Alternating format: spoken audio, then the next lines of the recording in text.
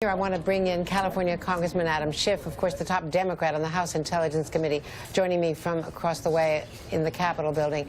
Congressman, your reaction to this plea agreement, the guilty plea, and the cooperation from Michael Flynn? Well, first, that it's obviously pretty shocking when the National Security Advisor of the country is pleading guilty to lying to federal authorities about his contacts with the Russian ambassador. But of course, this has been part of a broader pattern of the administration and the campaign people dissembling or just lying about their contacts with the Russians on very serious matters. But also, if this is the universe of the charges that he is pleading to, he had far greater exposure. And that tells me that Bob Mueller must be getting very serious cooperation from Mike Flynn. I think Chuck Todd is exactly right. You can see that cooperation in the itemization of facts, in the fact that they're able to allege in court that senior transition officials or an official both instructed him to have this contact and was debriefed about this contact. That is also very significant because it means this is clearly not the last shoe to fall. We certainly were given the impression at the time all this was happening in real time that no one was more surprised than the administration that Mike Flynn had been untruthful. But now we learn that there is at least one other key member of the administration or the transition team who is very knowing of what Mike Flynn did and the fact that Mike Flynn lied about it. So I have to say there's a lot more to come, and the fact that the sentencing has been put off 3 months will give Bob Mueller a chance to see just what kind of cooperation he can get from Mike Flynn. And as an investigator in the House, I have to hope that that agreement extends to us as well, that we ought to get cooperation also. Now, there are a couple of things that are confusing in this timeline.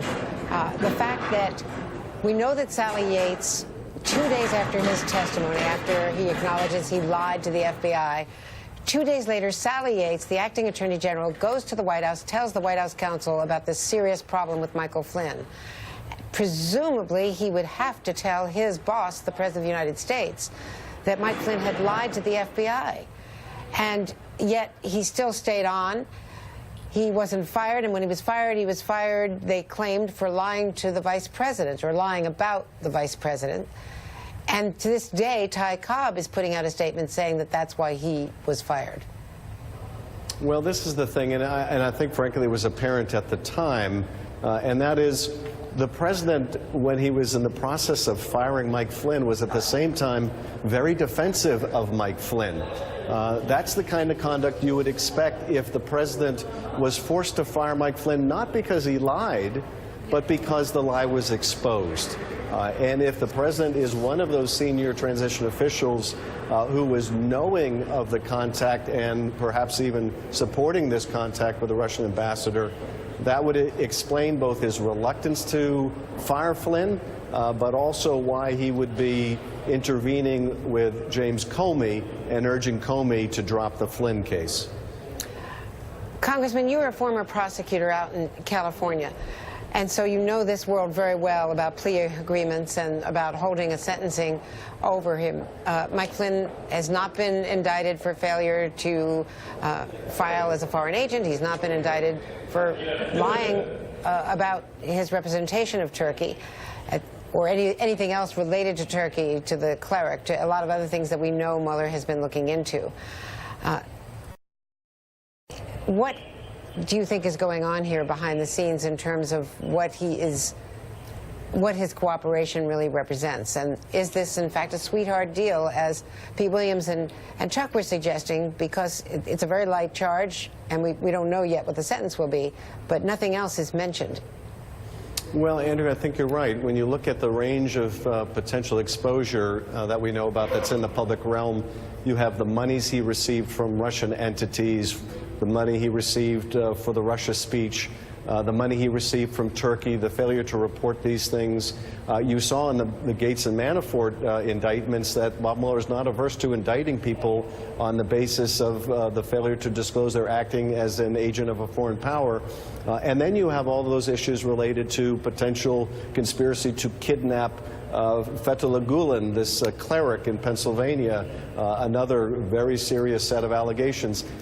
if this plea agreement means that Bob Mueller is only charging him on these 2 lies, or 4 lies, I guess it is, in combination, that means that Bob Mueller must think that he is getting very substantial and important cooperation that affects the liability of others. And what you often look for in these informations, just as we did with the Papadopoulos information, is not only what Bob Mueller is willing to disclose, but what he isn't willing to disclose. Here he hasn't disclosed which transition official or officials. In the Papadopoulos plea, there was also a lot of information left out. That tells me that there's further investigation of those other individuals going on. And in the case of both Papadopoulos and now Flynn, they are providing real value in terms of information to Bob Mueller. Yeah, I know you've got to go, but one quick question to motive. Why would he lie about the contacts with Russia, which could arguably be a violation of the Logan Act? It's never been prosecuted. What was so sensitive about those contacts with that could cause Mike Flynn to risk perjury? Well, it's a very good question. I don't think it would be, frankly, a violation of the Logan Act alone. And we also need to look at this in the context of this being one of now almost innumerable lies by both campaign, transition, and administration officials about contacts with the Russians. So if this were in isolation, it would be more perplexing. But as part of this broader pattern, you have to say, clearly they're trying to hide their contacts with Russia. What does that mean? What conclusions will that lead us to? I think the fact that we will now get his cooperation, at least Bob Mueller will help us answer some of those questions. Adam Schiff has been carrying the ball for the Democrats on a strapped House Intelligence Committee because of a lot of politics over there. Thank you very much.